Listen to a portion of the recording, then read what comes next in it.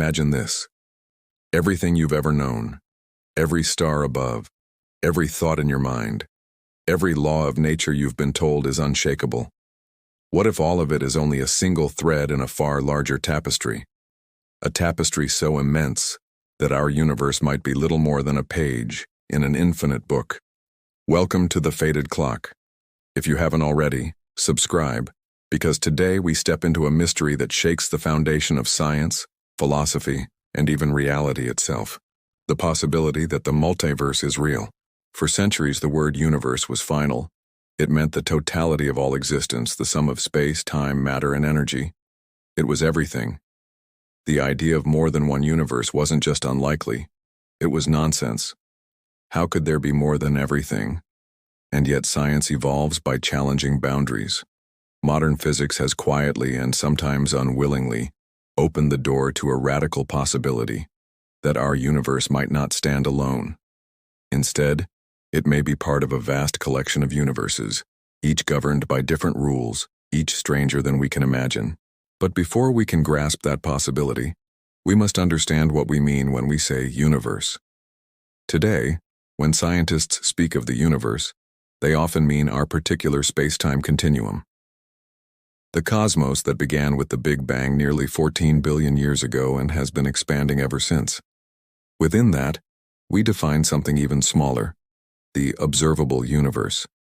That's the bubble of space we can actually see, limited by the distance light has had time to travel since the beginning. At its edge lies a horizon, a faint and unreachable boundary. Beyond it, more galaxies, more stars, more matter. Still part of our universe, just hidden from us by distance and time. This picture feels vast, yet comfortable.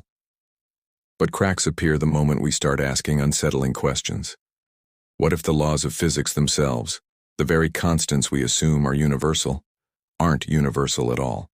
What if, across immense distances or in realms forever beyond our reach, the rules shift, bend, or even break? Then suddenly, what we call the universe shrinks. It becomes just one neighborhood in a much larger existence. And that larger existence? That is where the whispers of the multiverse begin. One vision imagines the cosmos as a quilt, stitched from endless patches of space-time. Each patch may stretch billions of light-years across with subtle differences in the underlying laws of physics. Here, gravity has one strength.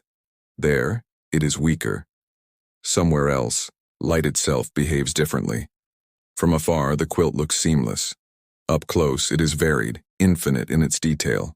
This quilted multiverse suggests that as you move unimaginably far away, the rules themselves may shift. We will never reach those patches, yet they exist, like squares on a cosmic blanket, too vast for us to see in full. Another possibility arises from the theory of inflation. In its earliest moments, our universe expanded faster than the speed of light. Not for long, but enough to smooth out its fabric and explain why it looks so uniform today. But what if that inflation never completely ended? What if the cosmos at large is still inflating eternally everywhere forever? Within that relentless expansion, bubbles occasionally form, where inflation slows and matter condenses. Each bubble is a universe unto itself, like ours. Each continues to grow, isolated by the inflating sea around it.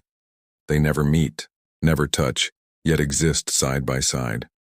If eternal inflation is true, then our universe is one bubble among countless others, floating in an infinite froth of creation. Picture it. Beyond the edge of everything we can see, not emptiness, but more universes. Endlessly budding. Some may be like ours, with galaxies, stars, and the possibility of life. Others may be barren, extinguished the moment they began. Some may have laws so alien they defy imagination, worlds without atoms, without light, without time as we know it. And somewhere, perhaps, universes frighteningly close to ours in design. Twins, shadows, echoes, different only in some minute detail. But the possibilities do not end there. Some cosmologists suggest that black holes are not merely endpoints but doorways. Every time a star collapses under its own gravity, the singularity at its heart may not be the end of physics. Instead, It may trigger the birth of a new universe on the other side, with its own Big Bang, its own expanding space. Imagine that. Every black hole a cosmic seed, sprouting an entirely new cosmos. If so, our universe could itself be the offspring of another, its rules written by the collapse of some parent star long gone. Then there is the boldest and strangest of them all, the many worlds interpretation of quantum mechanics. Here the multiverse is not spread across space but across possibility. Every time a quantum event could unfold in more than one way, reality splits. Each outcome happens, in its own universe. When you flip a coin, in one universe it lands heads, in another tails. In another still, it hovers improbably on its edge.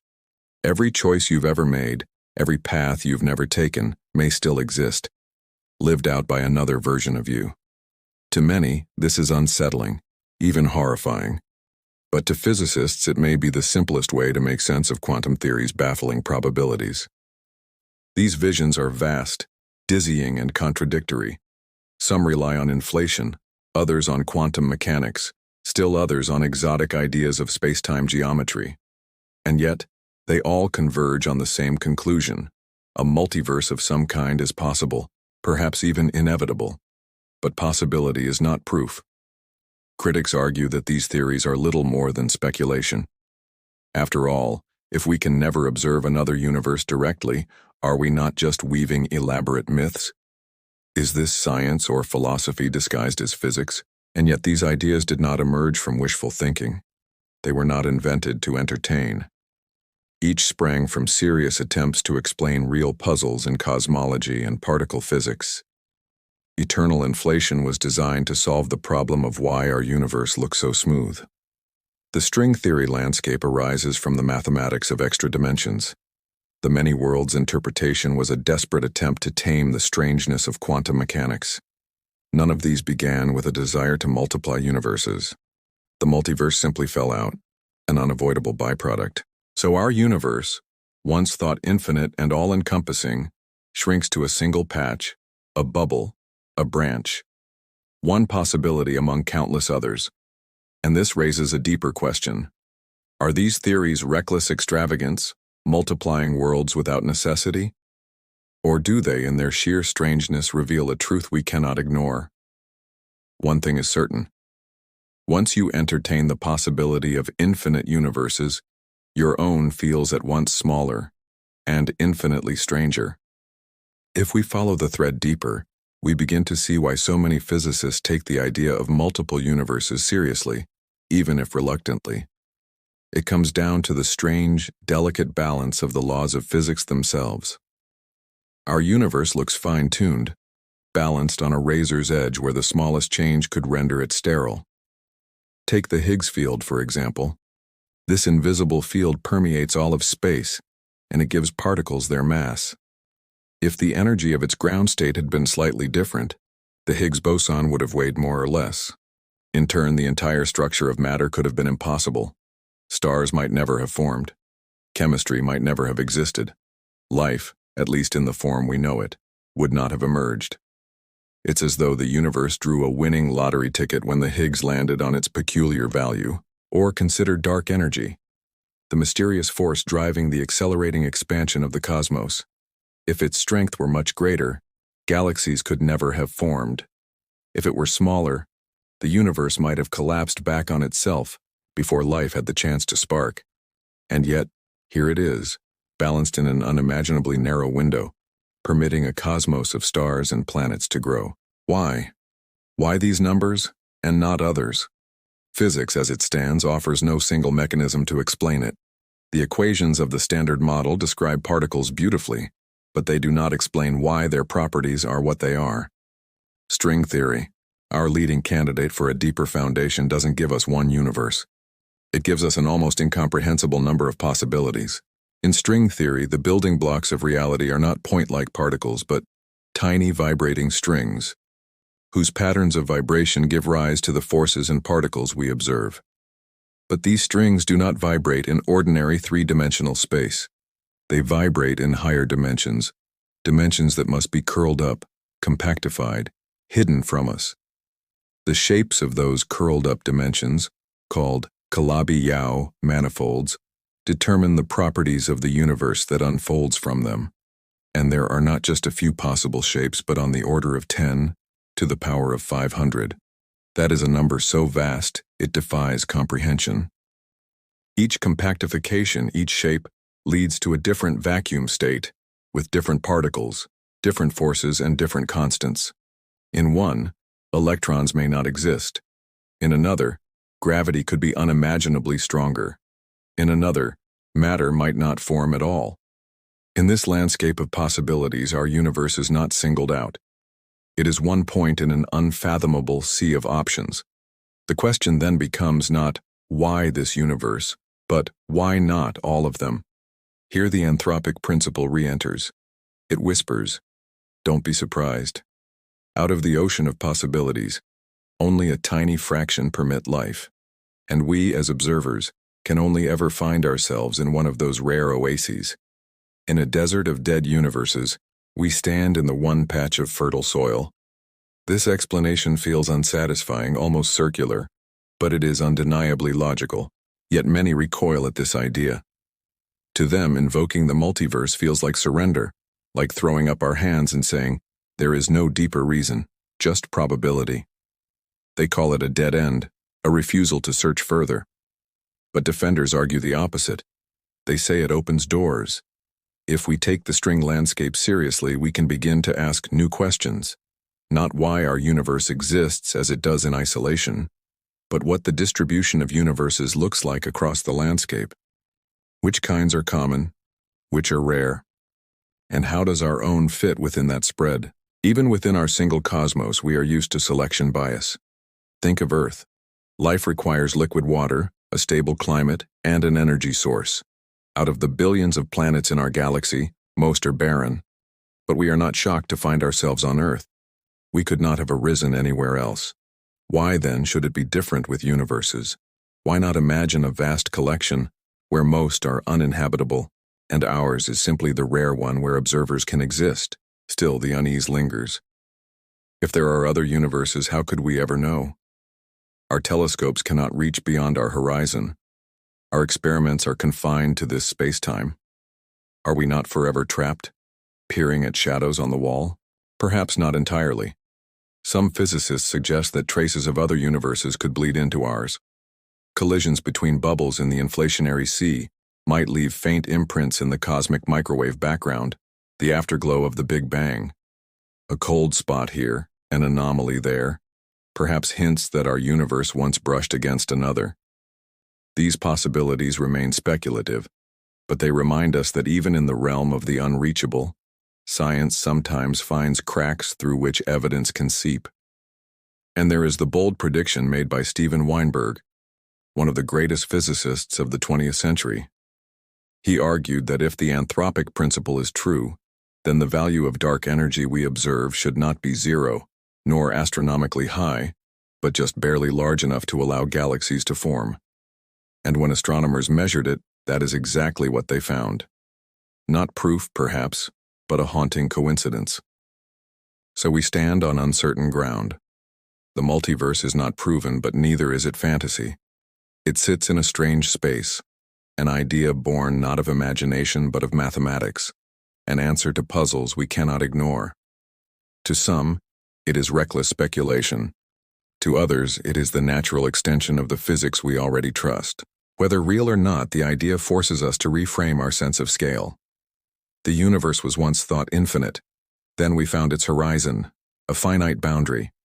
Now, perhaps, that horizon is not an edge but a window. Beyond it, countless realities may unfold, each oblivious to the others. If this is true, then the question becomes not, do we live in the universe? But which universe do we live in? A subtle shift of wording, but one that shatters everything we thought we knew. The unease surrounding the multiverse has less to do with physics than with philosophy. At its heart lies a centuries-old principle, a simple but powerful guide. Occam's razor. It tells us, in essence, not to multiply explanations beyond necessity. The simplest, most economical theory is usually the best. By that standard, what could be more extravagant than proposing an infinite number of universes just to explain one? On the surface, the multiverse looks like a violation of everything Occam warned us about.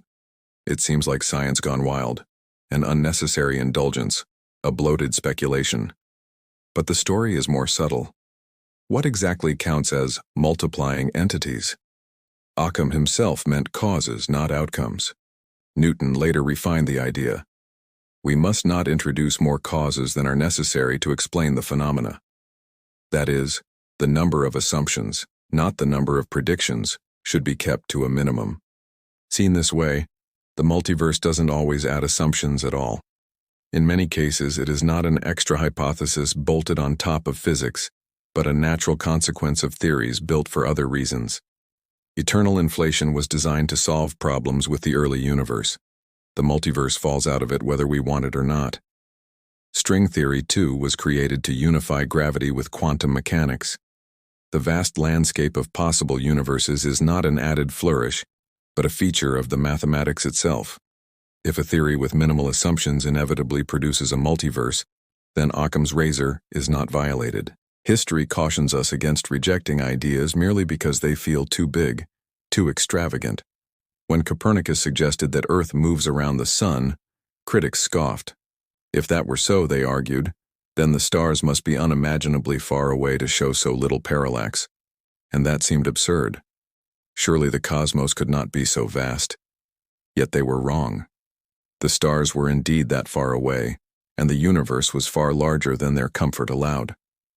Centuries later, astronomers debated whether spiral nebulae were clouds within our galaxy or island universes far beyond. Many dismissed the latter as unreasonably large. But again, the larger view turned out to be true. Time and again, our sense of what is too big has shrunk before the evidence. We once thought Earth was the center, then just one planet among many, then part of one solar system among billions of stars, then one galaxy among trillions. Why should it stop there? To reject the multiverse merely because it feels extravagant is to repeat the errors of the past. Size itself is not an argument. Yet even if the multiverse does not violate Occam's razor, another critique looms: testability. Science is built on falsifiability, the ability to prove an idea wrong through observation or experiment. If other universes are forever beyond our reach, then how can their existence be science at all? Isn't it philosophy in disguise? Here we enter a gray zone. If one insists on a strict Popperian view, that science is only what can be directly falsified, then yes, the multiverse is not science. But by that definition, much of cosmology would vanish too. We cannot see galaxies beyond the cosmic horizon, yet we infer they exist because the physics of space makes it inevitable. We cannot observe the interior of a black hole, yet general relativity describes it.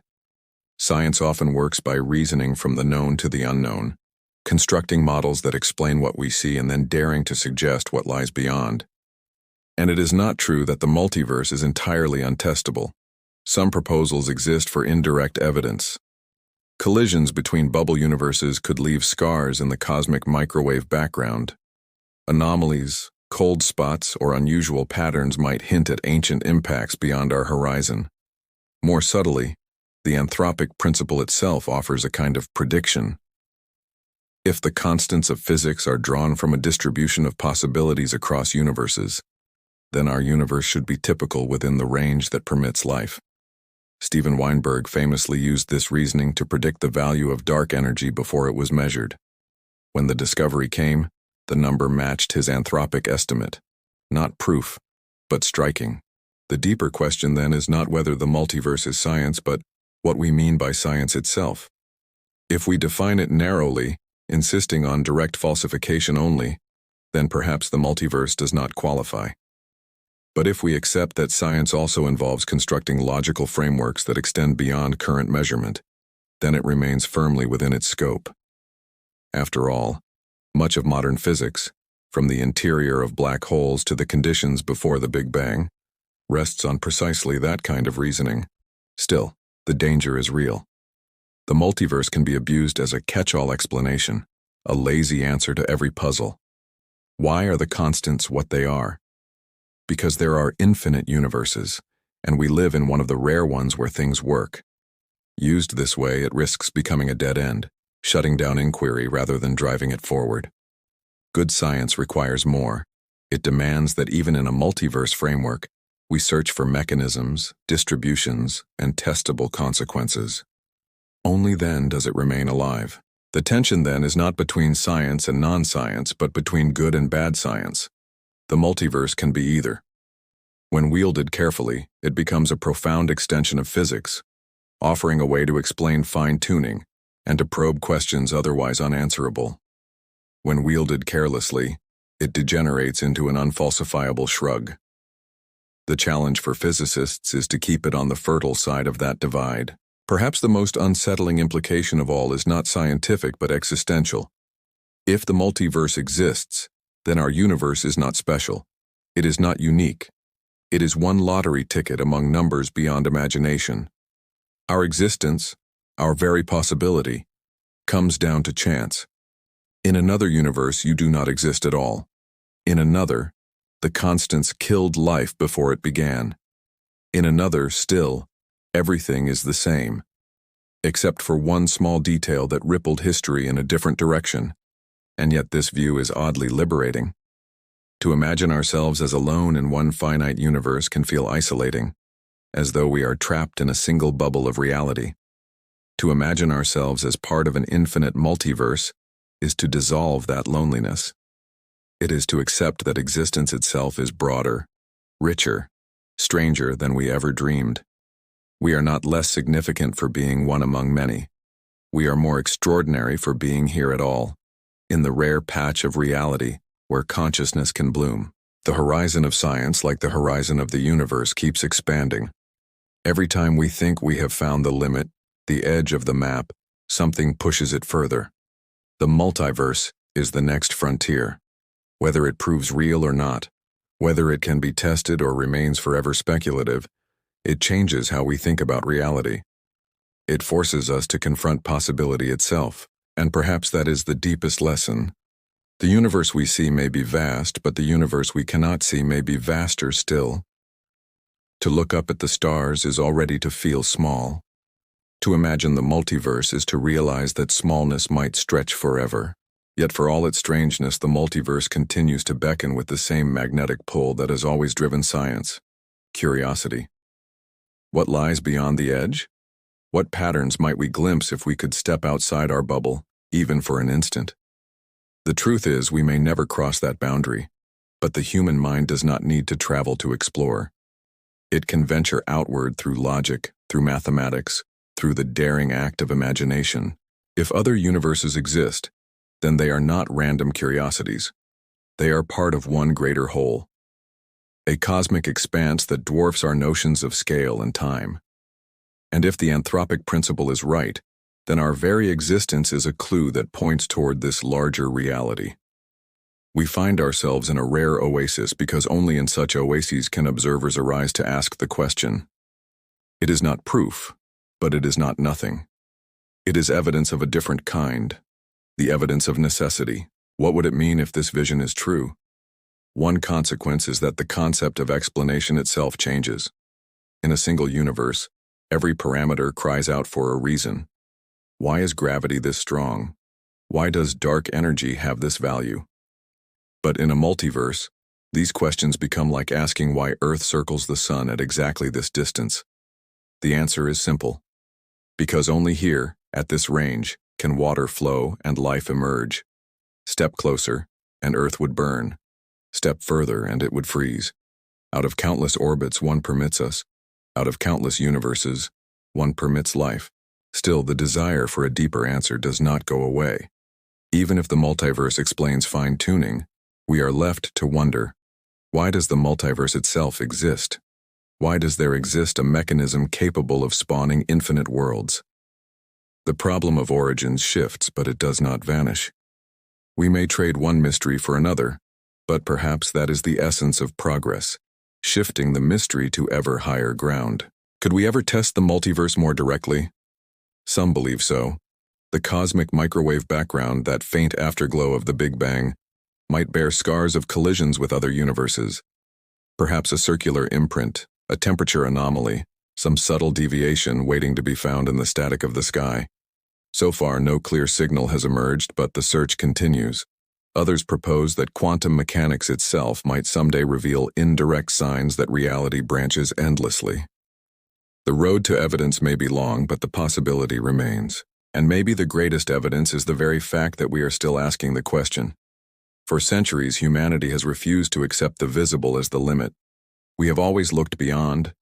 We looked past the horizon of the sea and found continents. We looked past the Milky Way and found galaxies without number. We looked past the atom and found a quantum world stranger than dreams.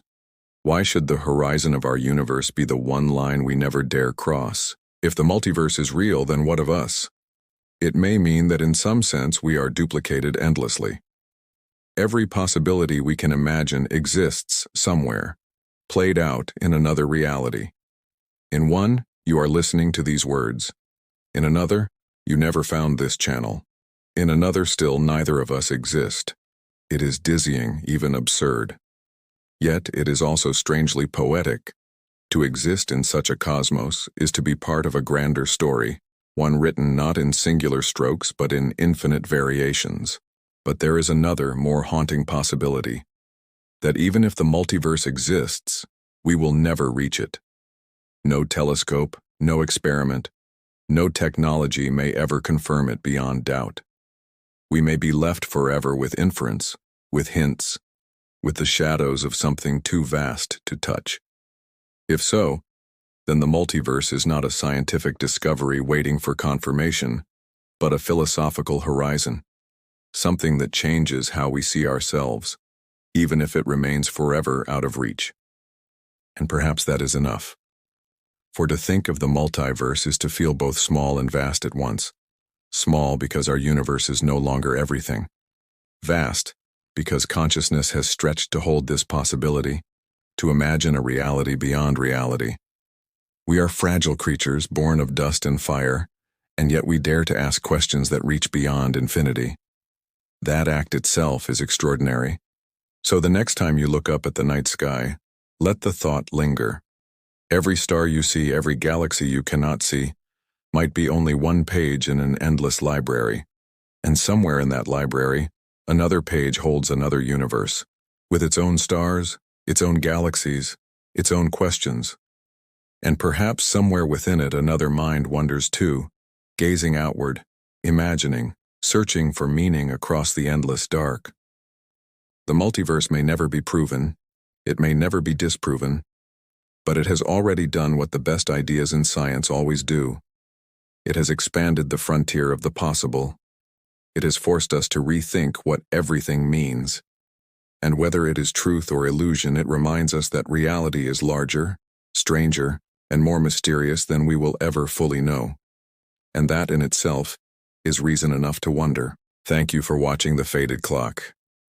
If you found yourself lost in this journey across possible worlds, subscribe and join me as we uncover more of the strange, the hidden, and the haunting.